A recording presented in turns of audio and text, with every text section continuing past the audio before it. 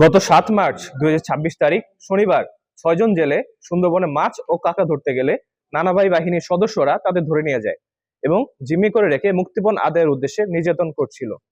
পরবর্তীতে মোহাম্মদ কবির নামের একজন ব্যক্তি তার ভাইকে গত ১০ দিন যাবৎ জিম্মি রেখে মুক্তিপণ দাবির বিষয়টি বাংলাদেশ কোস্টগার্ড জরুরি সেবা ১৬১১১ নম্বরে অবগত করে।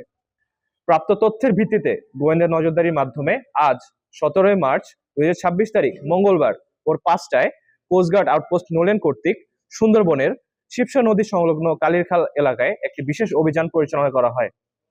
অভিযান চলাকালীন উক্ত এলাকা হতে ডাকাতদের কাছে জিম্মি থাকা ৬ জন জেলেকে উদ্ধার করা হয়। এই সময় কোস্টগার্ডের উপস্থিতি টের পেয়ে ডাকাতরা জিম্মিদের রেখে বনের ভিতর পালিয়ে যাওয়ায় কাউকে আটক করা সম্ভব হয়নি। উদ্ধারকৃত জেলে রফিকুল, আলামিন ও ইসমাইল খুলনা জেলার কয়রা থানা এবং রমজান আলী, রেজওয়ান ও মিয়ারাজ সাতক্ষীরা জেলার শ্যামনগর থানার বাসিন্দা। উদ্ধারকৃত জেলেদের পরিবারের নিকট হস্তান্তরের কার্যক্রম প্রক্রিয়াধীন রয়েছে।